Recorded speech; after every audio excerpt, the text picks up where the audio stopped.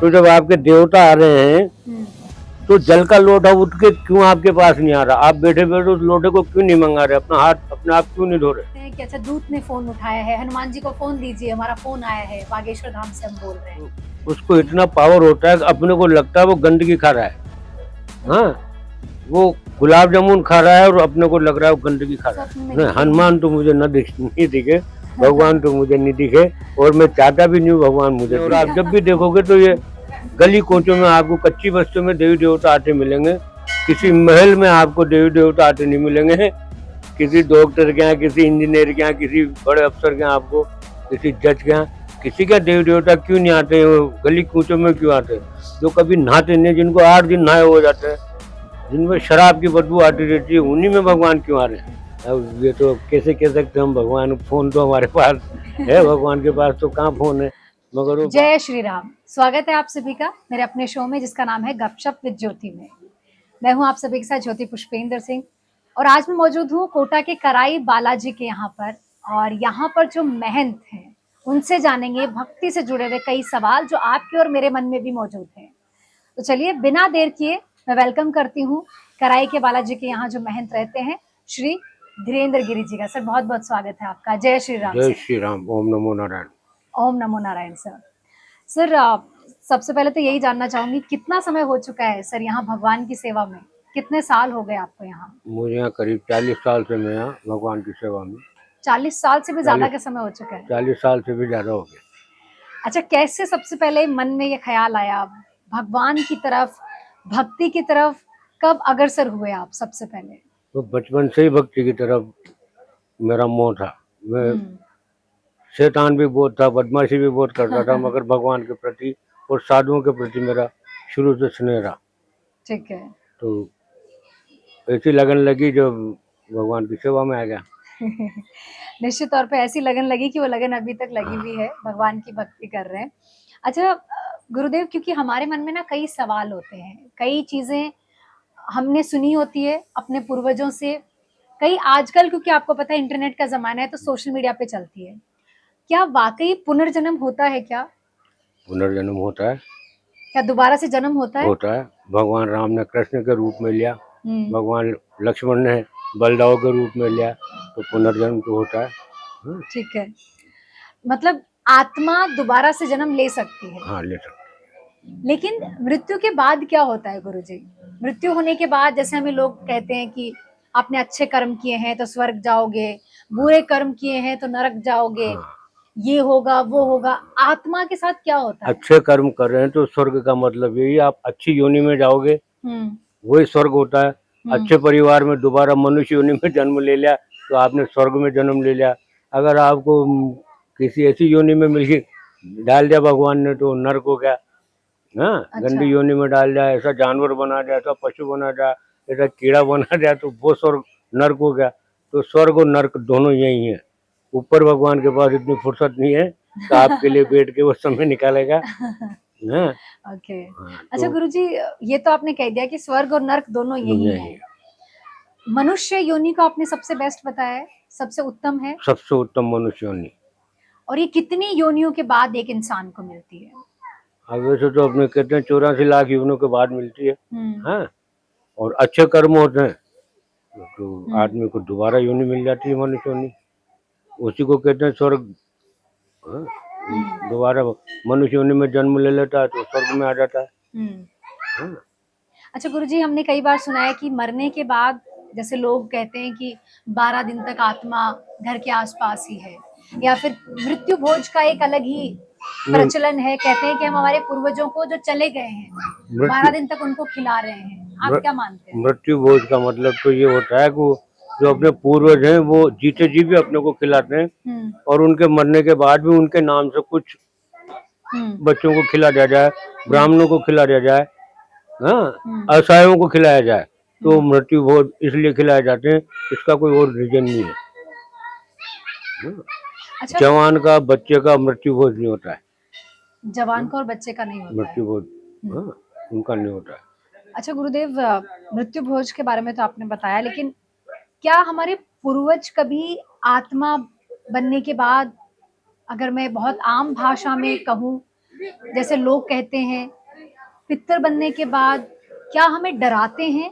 क्योंकि इन दिनों ना सबसे बड़ा खौफ जो है पंडितों ने, माफी चाहती हूँ बोल रही हूँ, पंडितों ने हाँ यही फैला रखा है। घर में कोई भी ऐसी चीज जो शायद हमें लग रहा है कि अकाल मृत्यु हो गई, कोई ऐसी समस्या हो गई, कर्ज हो गया, कुछ भी हो गया, अगर वो पंडित जी से जाएंगे पूछेंगे तो बोलेंगे आपके पितृ दोष है, वो परेशान कर रहे हैं आपको। पितृ कभी दोष नहीं देते हैं बेटे। पितृ कभी अपने बच्चों को परेशान नहीं करते हैं। ये सब भ्रम फैलाने वाली बातें हैं। ये पंडितों का जाल है। ये अच्छा। आदमी ने एक जरिया बना रखा है। हम्म, जहाँ तक वो डराएंगे नहीं तो आपसे लेंगे कैसे, आप दोगे कैसे उनको।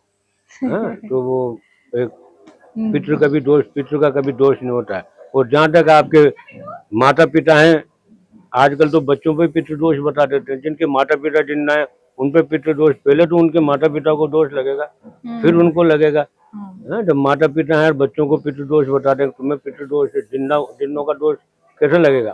हाँ, तो ये सब भ्रम वाली बातें हैं, इन पे मैं विश्वास नहीं करता हूँ। तो यानी मैं ये समझूं कि कभी भी हमें हमारे पूर्वज जो हैं वो पूर्वजों से अपने कभी बच्चों नहीं को डरना चाहिए। परेशान पूर्वज नहीं कभी करेंगे। अपने बच्चों को परेशान नहीं करते। जो पूर्वज अपने बच्चों के लिए जिंदगी जीते हैं, जो पूर्वज अपने बच्चों के लिए दुख पाते हैं, वो अपने बच्चों को क्यों परेशान करेंगे बेटे।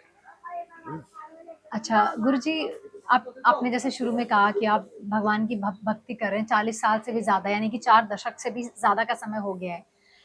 सन्यासी होना क्या है और क्या एक शादीशुदा जीवन में रहते हुए गुरुदेव सन्यासी बना जा सकता है? मोह माया से दूर हो जाओ, आप सन्यासी हो। आप ग्रस्त में रह के भी सन्यासी हो ना। जिस तरह इस चोले में हजारों पाखंडी है, उसी तरह इन पैंट बुशर्ट में, इन कपड़ों में करोड़ों साधु है,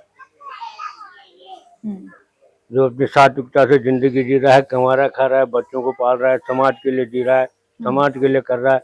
ये सब साधु है बेटे। इनको सबको साधु कहा जाता है। साधु का मतलब ये नहीं है जटा बढ़ा ली, वस्त्र पहन लिए, साधु हो गया। साधु का मतलब तो आपके सत्कर्म है। आप सत्कर्म से जी रहे हो, आप चाहे ग्रस्त में हो चाहे जंगल में हो। अगर आप जंगल में रह के भी सत्कर्मों में नहीं हो तो आप साधु नहीं हो, आपका संन्यास व्यर्थ है। तो आपके सत्कर्म ही आपको संन्यास की ओर ले जाते हैं। अच्छा गुरुदेव, क्या आपका परिवार है? हाँ, मेरा परिवार है। मेरे 3 बच्चे हैं, 3 बहुएं हैं, 2 पोते हैं, 1 पोती है। अच्छा। भगवान का जय सब है, भरा पूरा परिवार है मेरा।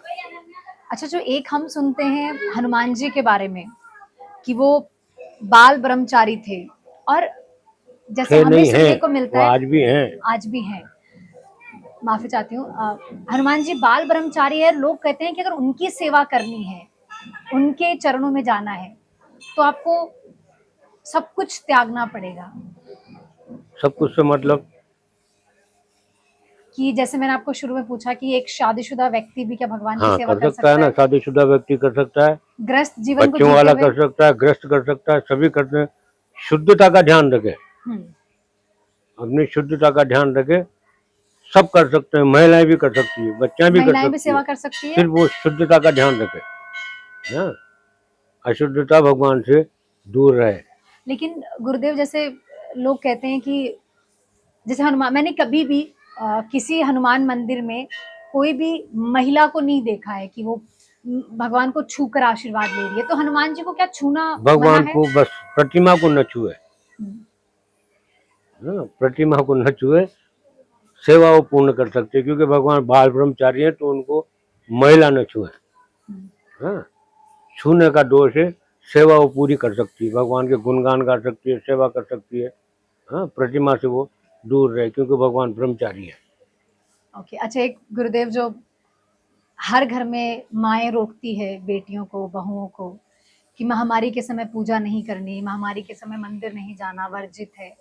इस पर आपका क्या कहना है? क्योंकि आजकल इसको लेकर बड़े तर्क हैं अपने अपने। आप इसमें क्या कहेंगे? क्या कहीं इसको लेकर वर्णित है? महामारी का यही मतलब है बेटे कि आप जैसे डोल डाल जाके, जिसको आप लघु शंका कहते हैं, हाँ, सोच कहते हैं, उसको करके अपन मंदिर में नहीं जा सकते, भगवान की पूजा नहीं कर सकते। उसी प्रकार महामारी में आप 3 दिन तो कम से कम, वैसे तो 7 दिन होते हैं, मगर 5 दिन कम से कम भगवान के मंदिर में न जाएं तो आप ही के लिए ज़्यादा, क्योंकि वो शरीर तो गंदा रहता है ये बेटे, आत्मा आपकी शुद्ध है मगर शरीर तो गंदा रहता है, तो उससे बचे। जी गुरुदेव। अच्छा गुरुदेव, अघोरी कौन होते हैं? जैसे अघोरी हमें अघोरी भोलेनाथ है, उनसे बड़ा अघोरी कौन है? हैं? अघोरी किस तरह से साधना करते हैं? जैसे हमें सुनने को मिलता है कि अघोरी शमशान घाट में ही रहते हैं, और कुछ तथ्य ये भी कहते हैं कि वो शायद जिनको जला दिया गया है वो मुर्दों उनके का अंश को खा के रहते मुर्दों का हैं। मांस खा लेते हैं। हाँ, हाँ, क्या ये ये सब सच है गुरुदेव? अगर अगर सच्चा अघोरी है हम्म, तो ऐसा कहते हैं बेटे, ऐसा अपने शास्त्रों में भी है, तो उसको इतना पावर होता है कि अपने को लगता है वो गंदगी खा रहा है। हाँ, वो गुलाब जामुन खा रहा है और अपने को लग रहा है वो गंदगी खा रहा है। उस गंदगी में भी उसको गुलाब जामुन का स्वाद आ रहा है, अगर वो सच्चा अघोरी है। हाँ, तो अघोरी तो बहुत महान चीज होती है। अघोर विद्या बड़ी कठिन होती है, उसको करना बड़ा कठिन है। अब वो आजकल सब ये मीडिया के चक्कर में सब अघोरी हो गए हैं, और ये कर्तव्य दिखाने लग गया। अघोरी कभी अपनी विद्या का बखान नहीं करता, ये मदारी के काम है बखान करना। तो जो बखान कर रहा है वो मदारी, अघोरी नहीं है। अघोरी में इतनी क्षमता होती है कि अघोरी अगर एक बार चाहे तो मुर्दे को जिंदा कर देता है। हाँ, ये हमारे यहाँ का, हमारा बचपन का सुना हुआ किस्सा है। एक यहाँ हमारे मोजी बाबा हुआ करते थे, जिनकी गुफा का नाम आज भी मशहूर है। इनको मोजी बाबा में इतना पावर था कि इन्होंने एक बार मुर्दे को जिंदा कर दिया था बेटे। मोजी बाबा के नाम से जो पूरा एरिया आज मोजी बाबा के नाम से जाना जाता है। तो वैसे अघोरी थे। लेकिन जैसे हम सुनते हैं कि अगर आप शिव भक्त हैं, आप हनुमान भक्त हैं, तो सनातन में कहते हैं कि पूरी तरह से मांस खाना वर्जित है। लेकिन अगर अघोरी बाबाओं की बात करें तो वो रहते ही वैसे हैं, उनका खाना ही वही है। भोलेनाथ भी तो अघोरी है। भोलेनाथ भी तो अघोरी है, वो भी तो मुंडमाला पहनते हैं। हाँ, मातेश्वरी ने भी तो रक्त बीज का रक्त पिया है। हाँ, तो सनातन में संहार भी तो है। सनातन का मतलब है थोड़ी कि सनातन बिल्कुल है शांत होके बैठ जाए। जैसे आपने ये चीज सही कही, जैसे सोशल मीडिया पे ये बहुत प्रचलन है, लोगों को लगता है कि सनातन धर्म में पूरी तरह से ही मांस का वर्जित है, और जो मांस खाता है उसे लोग फिर ऐसे देखते हैं कि ये भगवान की पूजा कर कैसे रहा है। नहीं, मातेश्वरी ने पिया ना, रक्त बीज का रक्त पिया ना, मातेश्वरी ने पिया है। भोलेनाथ नरमुंड पहन के रहते हैं। हाँ, भोलेनाथ शमशानों में विराजते हैं, सब जानते हैं उनको, शमशानों में विराजते हैं। हाँ, तो कैसे कह दोगे आप सनातन इनसे दूर है? सनातन का मतलब ये नहीं बिल्कुल शांत हो जाओ। हाँ, हमारी हर प्रतिमा के पास हथियार है। हाँ, एक हाथ में माला है तो एक हाथ में हथियार है। हाँ, संहार करना भी सनातन का कर्म है। बुराई को खत्म करना। हाँ, बुराई को खत्म करना, असुरों का संहार करना सनातन। हत्या करना पाप है। हाँ, संहार करना, वध करना पाप नहीं है। जी। अच्छा गुरुजी, ये तो आपने बड़ी बात कही। एक जैसे अगर मैं बात करूं, इतने समय से आप पूजा कर रहे हैं, क्या आप भगवान को कभी महसूस किया, भगवान की लीला को महसूस किया? क्या गुरुजी का अपना कोई ऐसा अनुभव रहा है कि हाँ मैंने महसूस किया कि हनुमान जी मुझे दिखे हैं, स्वप्न में? नहीं, हनुमान तो मुझे नहीं दिखे, भगवान तो मुझे नहीं दिखे, और मैं चाहता भी नहीं भगवान मुझे दिखे। मेरी इतनी दृष्टि भी नहीं है कि मैं भगवान को देख पाऊँ। हाँ, मैं तो आप लोगों में भगवान देखता हूँ, और ये उन्हीं का चमत्कार है कि आज ये कैमरा लग रहे हैं, मैं आपके सामने बैठा हूँ। ये उसी सेवा का प्रताप है, ये तो मुझे कौन पूछता। ऐसा नहीं है तो भगवान की लीला नहीं है, सब भगवान की लीला है। हाँ, ये मजमा लग रहा है भगवान की लीला है, तो लीला तो वो दर्शाते हैं। दर्शन भगवान के खाली प्रतिमा रूप में हो वो बहुत है। तो जो कलयुग में जो लोग ये दावा करते कुछ सेकंड के लिए महाभारत में भगवान ने अर्जुन को दर्शन दिए थे, आंखें बाहर आ गई थी इनकी। हाँ, तो उनके भगवान मुझे दर्शन न देना, मुझे तो खाली आप रूप में दर्शन देना। अच्छा, अच्छा गुरुजी, तो फिर उन लोगों का आप क्या कहेंगे जो ये दावा करते हैं कि हम में भगवान आ गए हैं? जैसे आपने भी देखा होगा कि आजकल बहुत सारे ऐसे लोग हैं कि इनमें माता जी आ गई है, वो सिगरेट पीते हैं, नहीं नहीं, सब वो ढोंग। बाल खोल के पूरा ऐसे इस नहीं, तरह से तांडव करते हैं जैसे ये सब ढोंग शिव का करते हैं, तांडव चल रहा ये हो, सब ढोंग करते और हैं वो लोग दावा करते हैं कि हमें भगवान साक्षात रूप में आ गए हैं और हम सब कुछ बता सकते नहीं हैं। तो फिर वो आपसे, जिसके भी देवी देवता आएंगे वो आपसे जल मांगेंगे हाथ धोने के लिए, जल लाना। हुँ, इतर मांगेंगे आपसे, इतर लाना। हुँ, तो जब आपके देवता आ रहे हैं हुँ, तो जल का लोटा उठ के क्यों आपके पास नहीं आ रहा? आप बैठे बैठे उस लोटे को क्यों नहीं मंगा रहे? अपना हाथ अपने आप क्यों नहीं धो रहे? हुँ, हाँ, ये सब एक ढोंग है, एक ढकोसला है, धोखा देना है। भगवान कभी किसी के नहीं आता, किसी के शरीर में आना बहुत किसी के शरीर में आ ही नहीं सकता भगवान। शरीर फट जाएगा बेटे, शरीर में कितनी सी ताकत है। हाँ, माटेश्वरी किसके शरीर में आएगी बेटे? हाँ, जीवा बाहर आ जाएगी, मर जाएगा आदमी। इतनी उनमें शक्ति उनकी शक्ति, उनको पावर को कौन झेल पाएगा? हुँ, तो ये सब ढकोसले। और आप जब भी देखोगे तो ये गली कोचों में आपको कच्ची बस्तियों में देवी देवता आते मिलेंगे। किसी महल में आपको देवी देवता आते नहीं मिलेंगे। किसी डॉक्टर के यहाँ, किसी इंजीनियर के यहाँ, किसी बड़े अफसर के यहाँ, आपको किसी जज के यहाँ, किसी का देवी देवता क्यों नहीं आते हैं? वो गली कूचों में क्यों आते हैं? जो कभी नहाते नहीं, जिनको 8 दिन नहाए हो जाते हैं, जिनमें शराब की बदबू आती रहती है, उन्हीं में भगवान क्यों आ रहे हैं? बहुत सही बात हाँ, कर रहे हो आप। तो ये सिर्फ एक बेवकूफ बनाने वाला काम है। और जो बेवकूफ है, यूँ कहते हैं जहाँ तक बेवकूफ जिंदा होते हैं, समझदार भूखे नहीं मरते। तो वो समझदार है, उन बेवकूफों को बेवकूफ बना रहे हैं और अपना काम चला रहे काम हैं। चला रहे हैं। अच्छा गुरुजी, फिर आजकल अगर मैं कथावाचकों की बात करूं, बागेश्वर धाम वाले महाराज की अगर मैं बात करूं, आपने भी उनके बहुत सारे वीडियोस देखे होंगे। उनका एक अपना तरीका है, वो फोन पे बात करते हैं हनुमान जी से, और कई बार तो ऐसा भी करते हैं कि अच्छा दूत ने फोन उठाया है, हनुमान जी को फोन दीजिए, हमारा फोन आया है, बागेश्वर धाम से हम बोल रहे हैं। वो ये भी कहते हैं कई बार भक्तों को कि अ, जैसे वो पर्चा खोलना वहाँ पे एक बड़ा फेमस है कि कोई भी भक्त अगर समस्या लेकर पहुंचता है तो वो दावा करते हैं कि मुझे पहले से ही पता है कि क्या समस्या है। अब ये भगवान की कृपा हो सकती है उनमें, मगर वो बाल रूप हैं, अल्लड़ हैं, इसलिए वो ऐसे मजाक कर जाते हैं कि मैं फोन लगा रहा हूँ, क्या फोन लग भगवान रहा फोन रखते हैं है। गुरुजी? अब ये तो कैसे कह सकते हैं हम? भगवान फोन तो हमारे पास है, भगवान के पास तो कहाँ फोन है? मगर वो बाल रूप है, वो कुछ भी कर सकते हैं, अल्लड़ है वो कर सकते हैं कुछ भी। वो कुछ भी कर सकते हैं।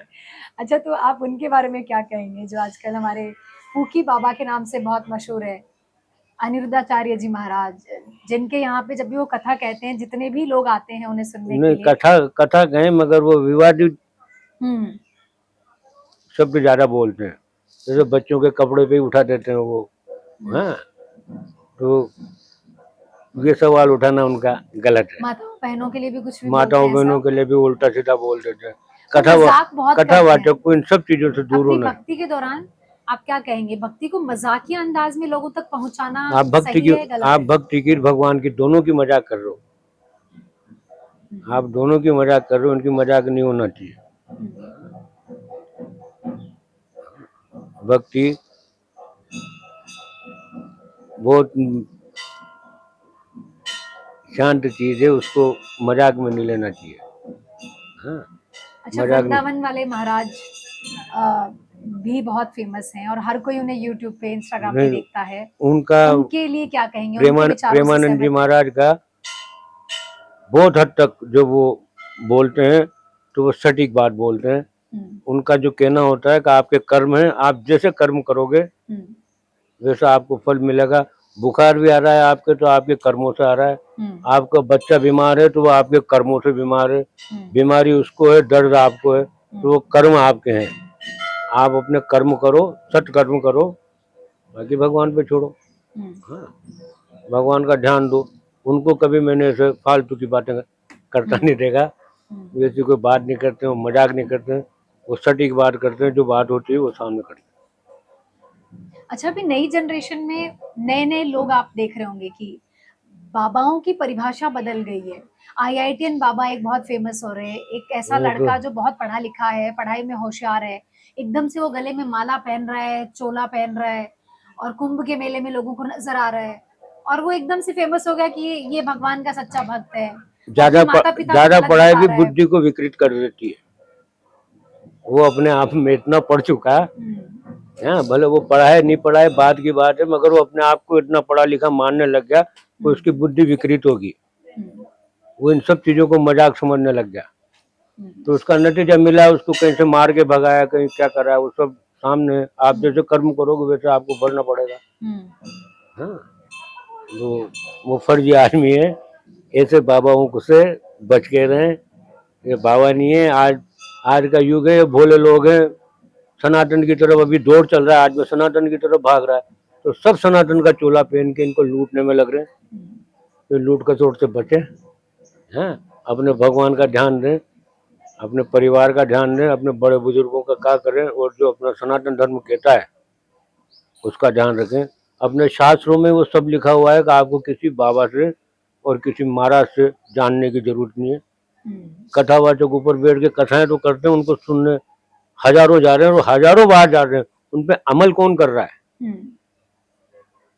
हाँ, अगर आप आपके शास्त्रों पे अमल करने लग जाओगे, आपको कथा सुनने जाने की, एक ही चीज को बार बार सुन रहे हो।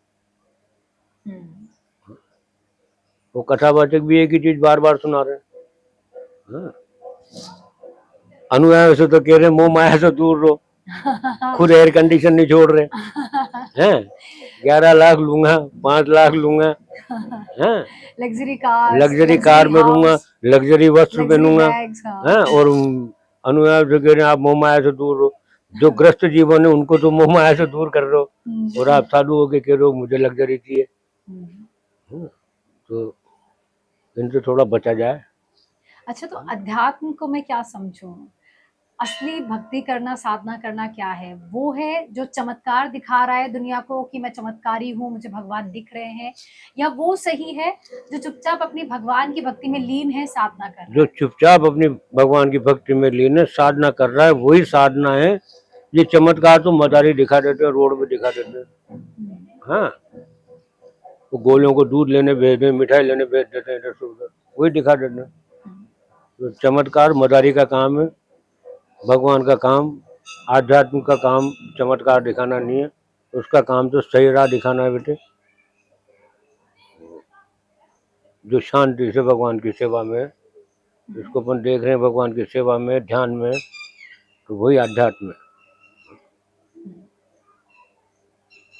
आज की युवा पीढ़ी को आप क्या संदेश देना चाहेंगे? मेरा आखिरी सवाल आपसे, उन्हें धर्म से जोड़ने के लिए आप क्या कहना चाहेंगे? सनातन धर्म क्या है और कितना जरूरी है आज की पीढ़ी के लिए जानना भगवान के बारे में, अपने धर्म के बारे में, अध्यात्म के बारे में? अपने धर्म के बारे में जानना बहुत जरूरी है, बहुत ही जरूरी है। ये आज वो नहीं जान रहे, उसी का नतीजा है ये। आज ये हमारे समाज के बच्चों के ये हाल हो गए ना। पाश्चात्य की तरफ जाओ, मगर इतना नहीं, इतना नहीं। अपने धर्म को न भूलो, हैं। अपने धर्म को याद रखते हुए आप खूब कमाओ, खूब जिंदगी में ऐश करो, मगर आध्यात्म को साथ में रख के। हाँ? भगवान को न भूलो, अपने शास्त्रों को न भूलो। हाँ? बस ये और अभी तो ऐसा दौर चल रहा है भी आध्यात्म की तरफ बच्चों का है भी सही, मगर इस मोबाइल ने भी ऐसा कर दिया कि आध्यात्म को भी खेल बना दिया। अच्छा, हम कराई के बालाजी के यहाँ बैठे हैं। यहाँ भगवान को कब उनकी मूर्ति स्थापित की गई? क्या मान्यता है भगवान को लेकर? भगवान बालाजी महाराज, हमारे जो कराई के बालाजी हैं, ये नदी में विराजमान थे। ये मंदिर कभी नदी में हुआ करता था। इस किनारे पे जितने भी मंदिर हैं, जैसे गोदावरी के बालाजी हैं, कराई के बालाजी हैं, या शमशान में बालाजी हैं, धार के अखाड़े के बालाजी हैं, तो 10, 15, 20 मंदिर नदी में हुआ करते थे। ये जो बैराज बना, तो इनको सबको प्रतिमाओं को निकाल के ये ऊपर सब मठ हुआ करते थे साधुओं के, ठीक है, समाधि स्थल और मठ हुआ करते थे। इनको सबको निकाल के गोदावरी के बालाजी भी नदी से निकाल के ऊपर विराजमान कराए। 61 साल, 60, 62 साल उनको हो गए। 60-62 साल इनको हो गए। इनको सबको ये जितनी भी और प्रतिमा अगर है, मैं वैसे पूछूं तो कितने साल पहले, जैसे आप कह रहे हैं कि पानी में सारे भगवान विराजमान थे, हाँ तो ये बैराज बनने के पहले 300 साल पुरानी प्रतिमा है। 300 साल पुरानी है, प्रतिमाएं वही है। हाँ प्रतिमाएं सब वही है, गोदावरी की भी वही है, ये भी वही है, क्योंकि ये सब मानव मुख प्रतिमा है, वानर मुख प्रतिमा नहीं है। अभी जो 100 साल के अंदर अंदर जो प्रतिमाएं चली है वो सब वानर मुख है बालाजी की, और 100 साल के पहले की जितनी भी प्रतिमा है वो सब मानव मुख में है। ये भी मानव मुख है, वो भी मानव मुख है, इधर भी मानव मुख है, सब मानव मुख है। अच्छा, भगवान हनुमान का चेहरा कैसा था? मानव मुखी था, या जो आप कह रहे हैं कि 100 साल में जो अभी प्रतिमाएं बन रही है वो वानर मुख वाली है? क्योंकि हम ऐसे ही देख रहे हैं भगवान को, और जो दिखता है भगवान का अगली पीढ़ी वही समझती है। भगवान का चेहरा मानव मुखी था, मगर मानव मुखी था, मगर उनमें झलक वानर की थी, लेकिन चेहरा मानव मुखी था। चेहरा मानव मुखी था। क्योंकि आज से पहले की 300 साल पुरानी जितनी भी प्रतिमाएं देखोगे वो सब आपको भगवान मानव मुख में दिखेंगे। हाँ, झलक उनकी, पूंछ उनके सब में मिलेगी, और चेहरे पे झलक वो झलक वानर की रहेगी। वानर की थी। और भगवान हनुमान से भूत डरते हैं, बुरी आत्माएं डरती है? उनके नाम से डरती है। हनुमान से तो दूर की बात है, हनुमान चालीसा, उनके नाम से डरती है, उनके भक्तों से डरती है। हनुमान चालीसा की क्या मान्यता है, कितना पावरफुल है? क्योंकि जब भी कुछ मुसीबत होती है हम हनुमान चालीसा को ही याद करते हैं, हम वही जब हनुमान चालीसा में भगवान बालाजी महाराज का पूरा बखान है, तो उनके नाम से जो उसमें जितना पावर है वो रामायण का सार है। हाँ, बालाजी महाराज का पूरा बखान, जितनी भी हनुमान चालीसा, आप जितनी आरती देख लो, आप माता जी की आरती तो उसमें माता जी के बखान है, महादेव की आरती तो महादेव के बखान है, बालाजी की आरती है तो उसमें बालाजी के बखान है, इनमें सबके भगवान के बखान है। हाँ, और भूत पिशाच तो निकट आते नहीं है जब महावीर का नाम होता है। हाँ गुरुजी, बहुत बहुत शुक्रिया, बहुत सारी चीजों पर प्रकाश डाला आपने और बहुत सही मार्गदर्शन दिया। उम्मीद करते हैं ऐसे ही आप भगवान की सेवा करते रहिए और हम जैसे बच्चों को दिशा दिखाते रहिए। भगवान ऐसे सानिध्य में बनाए रखे हमें।